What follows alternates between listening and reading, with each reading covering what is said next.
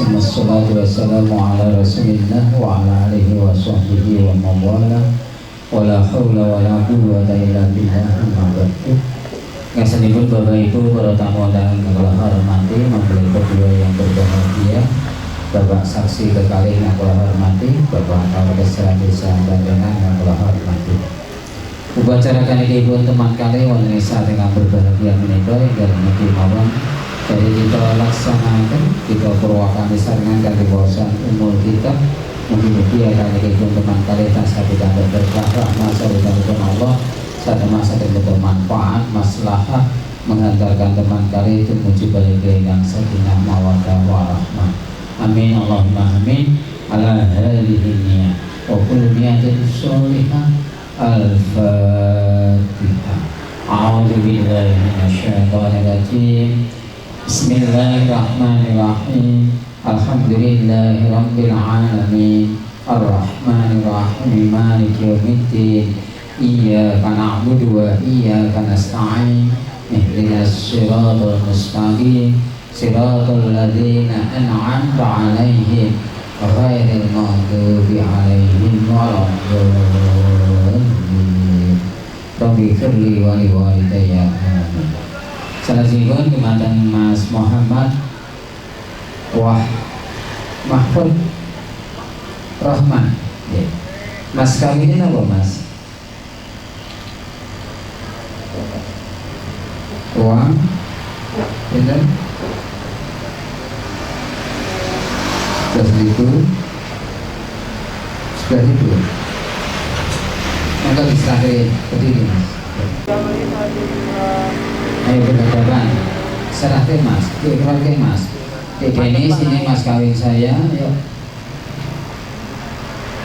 Berupa uang sebesar 2 juta.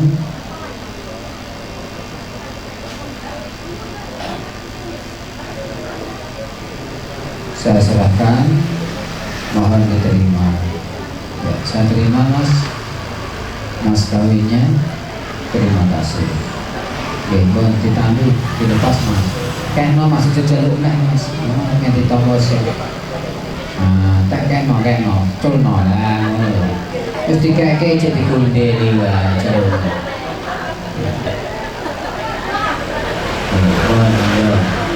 Benar. Bapak Ibu yang kula hormati, salajengipun insyaallah kanekipun teman kali badhe ingkang kula laksanaken kula pinangka wali hati wonten ing Kecamatan Karanggede badhe bertindak pinangka wali nikahipun Mas Mbak Denis Setia Ningrum nggih. Badhe kula nikahaken kalian Mas Muhammad Mahfud Rahman. Besok menika dumateng Mas Rahman mangke akanipun ing garwa panjenengan kami nggih. Sampun saged bahasa Jawi Indonesia Arab Indonesia. Karena saksi kalau sudah jadi bapak akan nikah tadi kita laksanakan para rawuh pun atau di sana sauntar rezeki mawon. Ingat sahabat itu paling doa sobat itu akan menjamakan kita. A'udzu billahi minasyaitonir rajim. Bismillahirrahmanirrahim. Alhamdulillahilladzi khalaqa minal ma'i basyara faja'alahu nasaban wa syihra wa kana rabbuka qadira. Asyhadu an la ilaha illallah wahdahu la syarika lah wa asyhadu anna Muhammadan 'abduhu wa rasuluh. Allahumma shalli wa sallim wa barik ala sayyidina Muhammad wa ala alihi wa sahbihi ajma'in. Amma ba'd fa ya ayyuhal hadirun fa'lamu anna nikaha sunnatun marhubah wa tariqatun masru'ah min ladun abina Adam wa samara hatta fil jannah. Faqad qala Allah ta'ala fi kitabihil karim wa min ayatihi an khalaqa lakum min anfusikum azwajan litaskunu ilayha wa ja'ala bainakum mawaddatan wa rahmah. في ذلك لآيات لقوم يتفكرون يا أيها الذين آمنوا اتقوا الله حق تقاته ولا تموتن إلا وأنتم مسلمون أقول قولي هذا فاستغفروه إنه هو الغفور الرحيم. Mempelai kedua Bapak saksi para rawuh, semoga salam kula dherekaken kita maos kalimah syahadat istighfar. Kita awali sarengan kanthi waosan basmalah. Monggo. Bismillahirrahmanirrahim. Asyhadu an la ilaha illallah wa asyhadu anna Muhammadar Rasulullah. Astaghfirullahaladzim. Astaghfirullahaladzim. Astaghfirullahaladzim.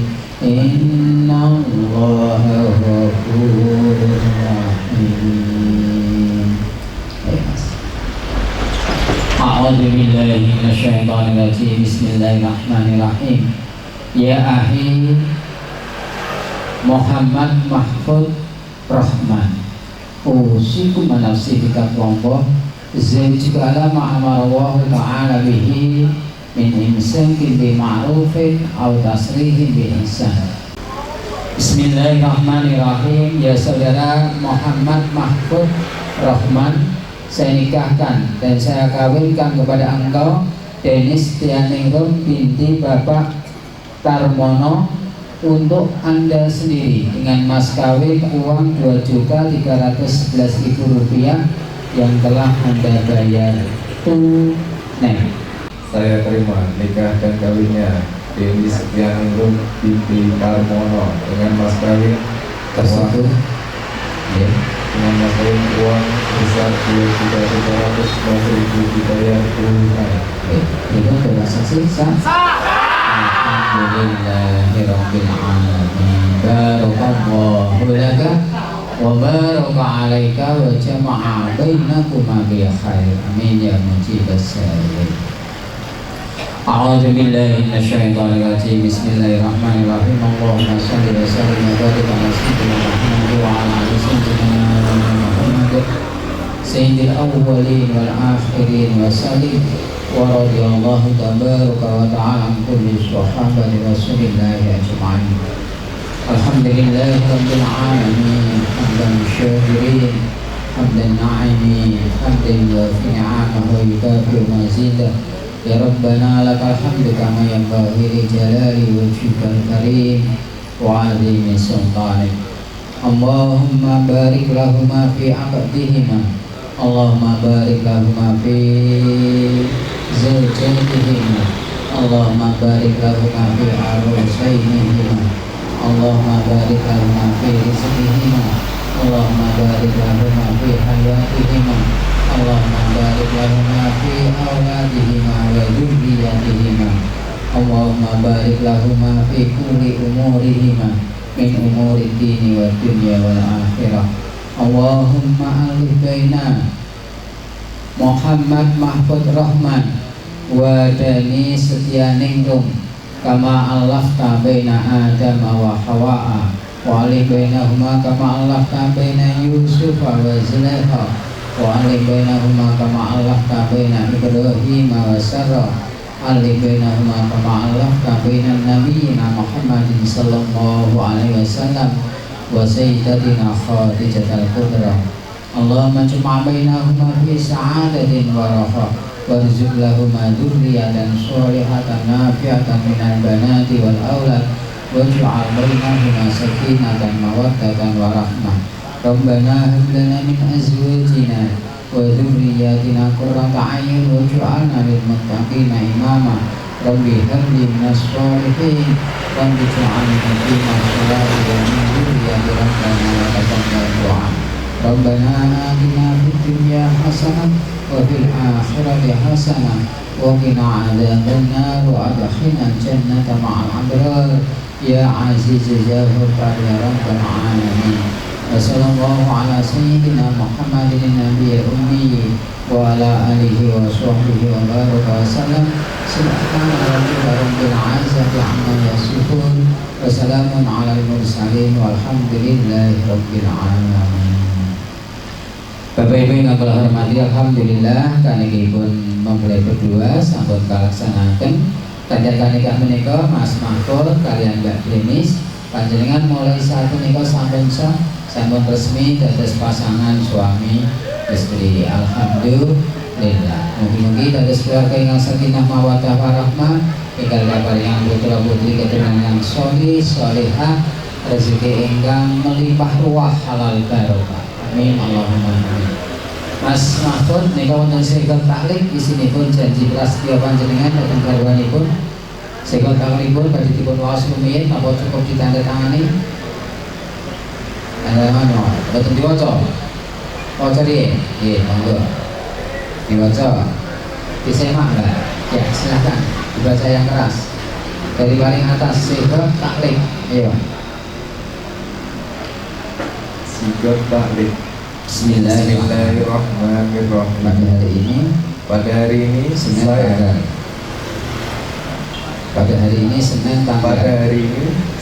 pada tanggal 21 April 2025 saya Muhammad Mahmud Rahman bin Wakiman berjanji dengan sesungguh hati bahwa saya akan mempergauli istri saya bernama Denis Dianingrum binti Tarmono dengan baik, muasyarah bil ma'ruf menurut ajaran Islam. Kepada istri saya tersebut saya menyatakan sikap taklik sebagai berikut. Apabila saya 1. meninggalkan istri saya selama 2 tahun berturut-turut, 2. tidak memberi nafkah wajib kepadanya 3 bulan lamanya, 3. menyakiti badan atau jasmani istri saya, atau 4. membiarkan atau tidak memperdulikan istri saya selama 6 bulan atau lebih. Dan karena perbuatan saya tersebut, istri saya tidak ridho dan mengajukan gugatan kepada pengadilan agama. Maka apabila gugatan diterima oleh pengadilan tersebut, kemudian istri saya membayar Rp10.000 sebagai iwat atau pengganti kepada saya, jatuhlah talak saya 1 kepadanya. Kepada pengadilan agama saya memberikan kuasa untuk memberikan uang iwat tersebut dan menyerahkannya kepada Badan Amil Zakat Nasional untuk keperluan ibadah sosial. Suami Muhammad Mahmud Rahman.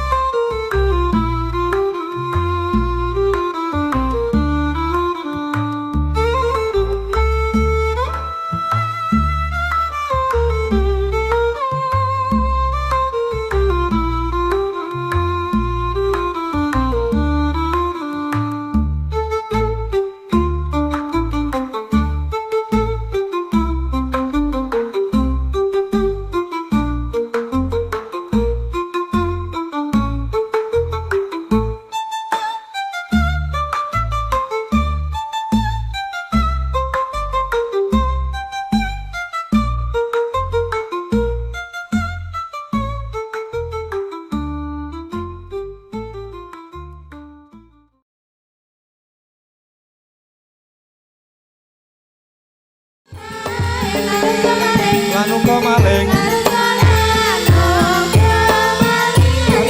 adikang adikung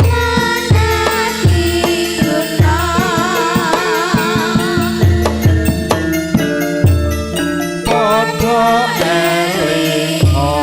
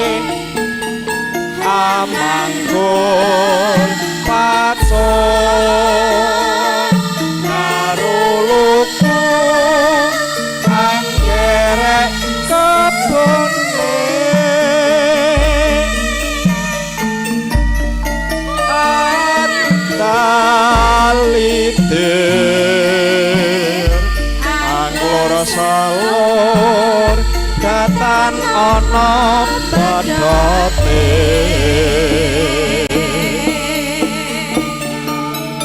liya liya angkia sangrame gawe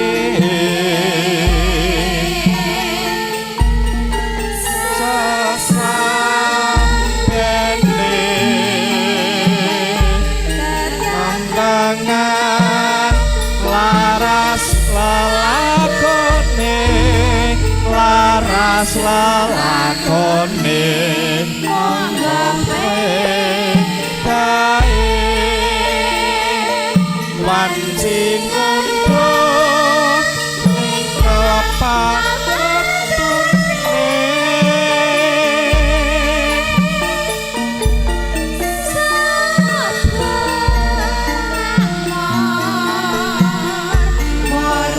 sandang wekasane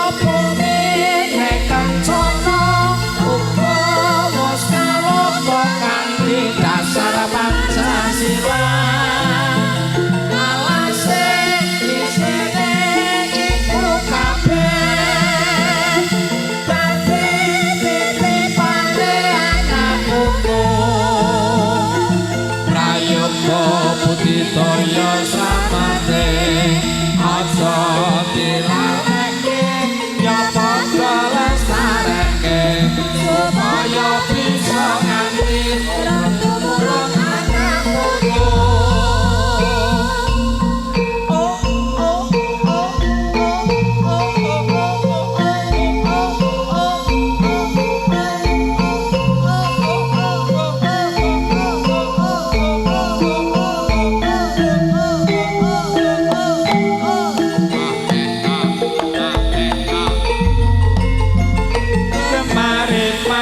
Sinawi Kertana Harjo iku Nuswantara bumi nek kencana uga wis alona kanthi dasar Pancasila.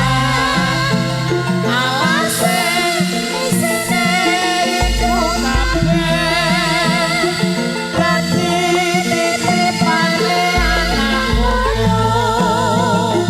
Prayoga budidaya slamane aja dilaleke ya padha lestareke supaya bisa nganti rong tumurun anak putu.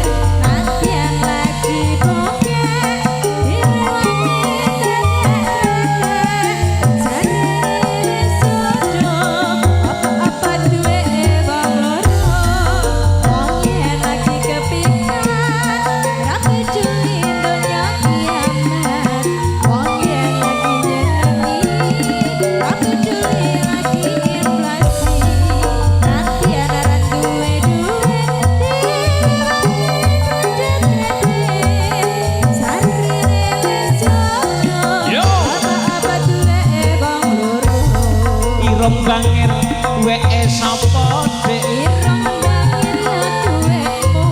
Lambe tipis duweke sapa dik? Lambe tipis ya duwekmu. Janggut nyatis duweke sapa dik? Janggut nyatis ya duwekmu. Gulu kuwi duweke sapa dik? Ya duwek. Iki piye dik? Duweke sapa dik? Mestine iki piye dik duweke sapa dik? Mestine ana sing duwe. Iki piye dik duweke sapa dik? Mestine ana sing duwe. Iki piye dik duweke sapa dik? Mestine ana sing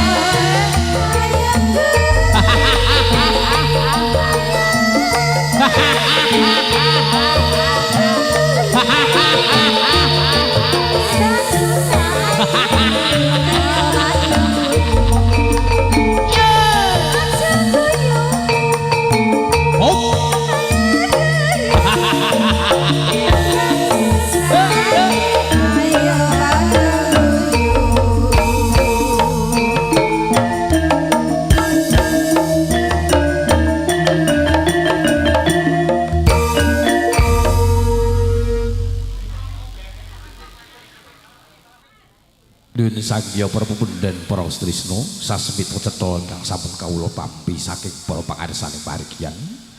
Sareh ning cangkep para tamu sutrisna lenggah satata wonten ing sasana palenggahan. Ugi pepundhen krida dharma ingkang keparengan kembali adicara wonten ing kalenggahan. Siang menika sampun samekta ing gati sawega ing diri murih rayining sedya adicara winisutan tali dharma ingkang winengku saking pamengku kati. Pepundhen kawula Bapak Trimanto Silan Ibu ing Laladan Dukuh Karangdawung Bonomerto Kecamatan Suruh Kabupaten Semarang enggal kepareng badhe kawiwitan kula sakadang ari kanca pametri budaya lelangen Sriwijaya laras campur sari ringkes sinangguyung hadicara ing siang punika Kaf Decoration Mua Irna Diva saking Bawen Muhtar Fotografi NS Production Studio kepareng abiyantara hadicara winisutan tali dharma enggal kepareng badhe kawiwitan. Namung saderengipun sumangga kita dherekaken kanthi hase santi mulya murih rahayuning sedya katur kunjuk ing ngarsaning Gusti ingkang Maha Kawasa. Nuwun.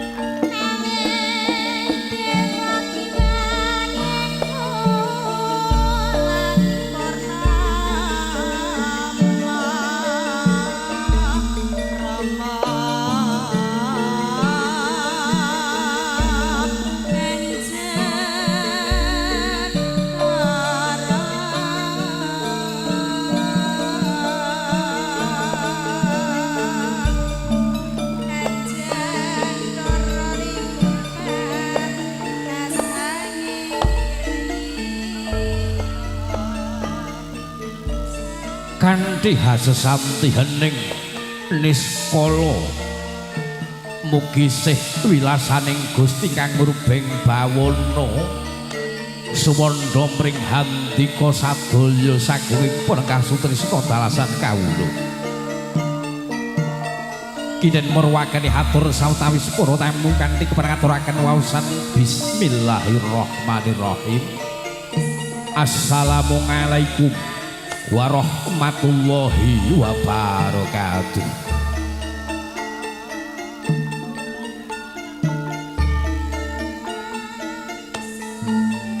Alhamdulillahi rabbil ngalamin nasta'inu ala umuri dunya waddin wa ngala alihi wa ashabihi ajmain la haula wa la quwata illa billahil aliyyil azim amma ba'd. Qullahu ta'ala fil Qur'anil Karim a'udzu billahi minasyaitonir rajim. Bismillahirrahmanirrahim. Wa min ayatihi an khalaqalakum min anfusikum azwajan litaskunu ilaiha wa ja'ala bainakum mawaddatan wa rahmah. Inna fi dzalika laayatil liqaumi yatafakkarun. Al-ayah sadaqallahul azim. Nuwun kenjik sanggya para pepundhen para sepuh pilih sepuh kang hanggung mestuti dumateng pepoyaning kautamben ugi kang sampun kepareng hanampi wahyuning kasutapan kajehna ing rikalenggan siang menika hamdika sami kang pantes kinarya dados tuing kaweruh sumbering pituduh tumraping para muda minggahing para kawula dasih ingkang tansah pinundi saking kinabekten para halim para ulama ingkang rinten kalawan dalu tansah sumandhing kitab suci wahyuning ilahi minangka panuntun kiblat ing panembah jati ingkang tansah luring budi para priyagung darahing nata para sarjana surjaning budi perpaemban paembating projo satriyaning negari songsong agung ing laladan padukuhan Karangdawung Kelurahan Wonomerto Kecamatan Suruh Kabupaten Semarang ingkang satuhu kinurmatan para baraya wiraya ingkang waris suci ing areh kridaning budaya piyangkarya mewah para purna labet praja ingkang mahambek luhuring dharma para kadang muda tumaruna ingkang wimbuh susila hanuraga boten katalumpen winjik keluarga Kang Risang Besan Sutrisno ingkang kinurmatan pepunden kawula Bapak Wakiman Ibu Maryani sak pangarak pangombyong Besan Kinasih ingkang mijil saking laladan dukuh kedokan Klego Boyolali ingkang satu kinurmatan sanggihe para rawuh kakung sumana putri ingkang dahat kalingga mardhaning akrami kanthi hapepayung budi rahayu mewah ngaturaken sewa gunging haksama mugi hamentahna dumateng jasad kawula dene kawula cumantaka ngabiyantara marak mangarsa ing ngarsa hamdika sadaya sagunging Penengah Sutrisno awrat mundi dawuh tinimbalan saking paring sang pamengko gati kawula pinijihan jejeri minangka risang pengendali wara kinen hampratitisaken murih rancaing hadicara winisudan tali dharma daup panggihing putra ponang pinanganten sarimbit ing siang menika kusumaning ayu Denis Tianing Rum kalian Sang Bagus Muhammad Mahfud Rahman namung saderengipun kita kepareng aturaken menggah rantamaning hadicara winisudan tali dharma ing siang samangke kinarya hamurwani lekas okasing karti gatining karunya murih purwa madya usananipun mangya rahayu wilujeng niskala kali saking godha pangrencana atur syukur konjuk ing ngarsaning Gusti Kang Maha Kawasa awit sadaya rahmat hidayah kanikmatan ingkang sampun kaparingaken konjuk sagunging Penengah Sutrisno dalasan kawula sahingga ing kalenggahan siang menika kita sadaya saged kempal manunggal hanjenengi soparing berkah pangestu kunjuk risang pamengku gatihanipun kepareng angkraken Sekar Jompoko Mulya Hamiha putra margiya siwi ing mugi tansah manggih rahayu Kang Basuki lamun sinatan jemedeling Sang Hyang Surya ingkang kaping 21 April warsa 2000 Masehi magut ing ari kang pinilih ya ing ari Soma Palguna tumapaking hadicara winisudan tali dharma ingkang sampun rancang rinajik rinumpa padine para kuluwangsa hatur ingkang angka sepisan pambuka nuli kalajengaken sowanipun Serat Maja Ponang Pinganten putri mijil saking sasana Tepaswangi kinen manjing jroning sasana rinengga sasampunipun Serat Maja Ponang Pinganten putri lenggah kanthi hanggana raras wonten ing Dampari Nengga pambedholing Sekar Panca Aji Dewa Daru Pyang Jaya Daru sinebat kembar mayang sajude kangge hanjangkepi dhaup panggih putra Ponang Pinganten sarimbit ing siang samangke nulis satloto putra Ponang Pinganten jalukinen lumarap sawetawis saking sasana Prajima Mayang Arum tumuju wonten ing sasana pahargyan kandheg jroning lumampah sawetawis wanci wonten ing sasana pawiwahan kepareng sedya ngadani adicara long tinampen sasampunipun paripurna hadicara long tinampen Serat Maja Ponang Pinganten jalu kalaksanan puncak ing hadicara winisudan tali dharma ing siang menika menggah dhaup panggihing putra Ponang Pinganten sarimbit anut satataning adat Widi Widana ingkang sampun sinengker ing bumi Karangdawung Wonomerto Suruh Kabupaten Semarang paripurnaning hadicara panggih temanten sawetawis wanci wonten ing sasana pinajang kinen putra Ponang Pinganten sarimbit kepareng ngadani adicara adat karombongan nuli kalajengaken hadicara sungkem pangabekten kunjuk Rama Ibu kekalih. Satataning adicara adat paripurna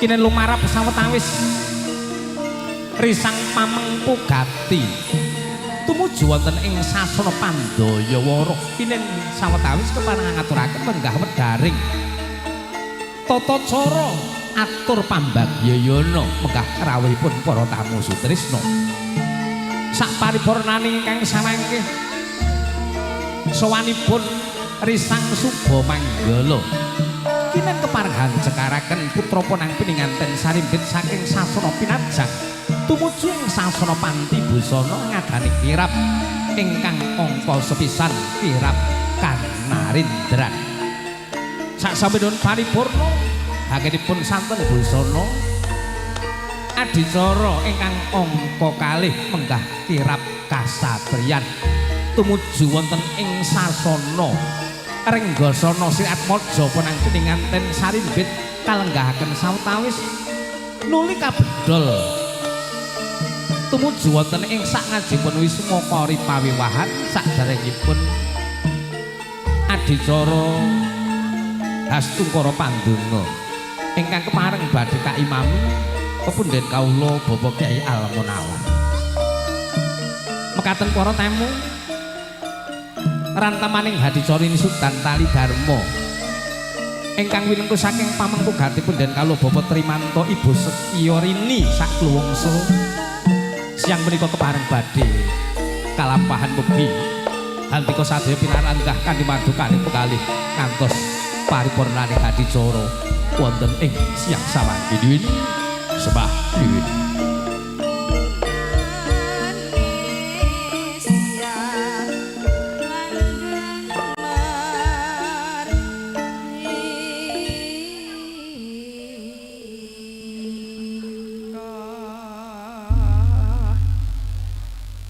Mijil langen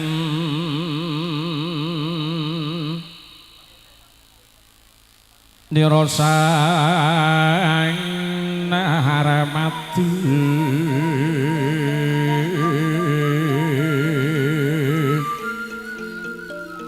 lampahira alon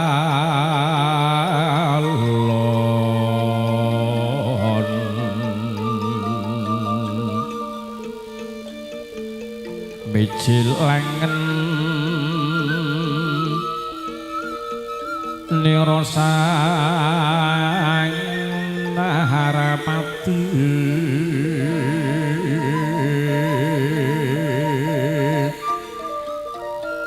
lampahira alon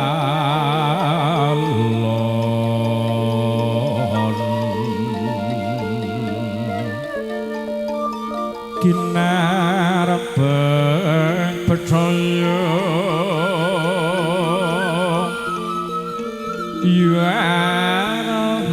nahan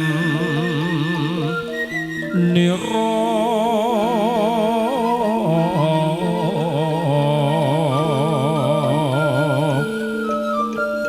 salahira winggit lera widodari tumurun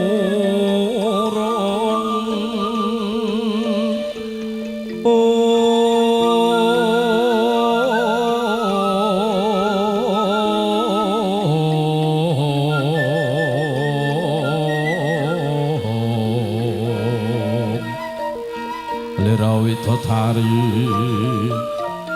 tumurun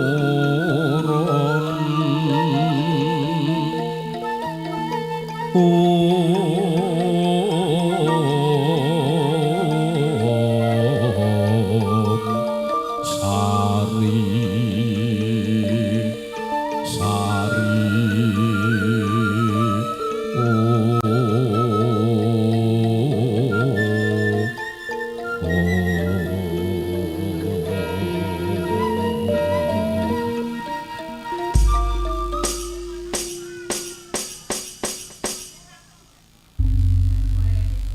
Duwin sangya para pepundhen, para rawuh Sutrisno.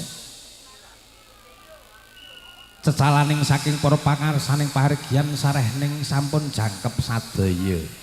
Para tamu lenggah satata wonten ing sasana palenggahan. Luwampahing hadicara pratelan winisudan tali dharma dawuh panggihing putra penganten sarimpit ingkang winengku saking pamangku gati pepundhen kawula Bapa Trimanta Siraribu enggal kepareng badhe kawiwitan tinarebuka kanthi waosan basmalah muhung ing ngarsaning Gusti ingkang Maha Kawasa mugi lumadining hadicara wonten ing siang menika wit Purwa madya tur sing wasana manggiya rahayu wilujeng niskala kalih saking Godha Pangrencana kita dherekaken bikaulina bismillahirrahmanirrahim.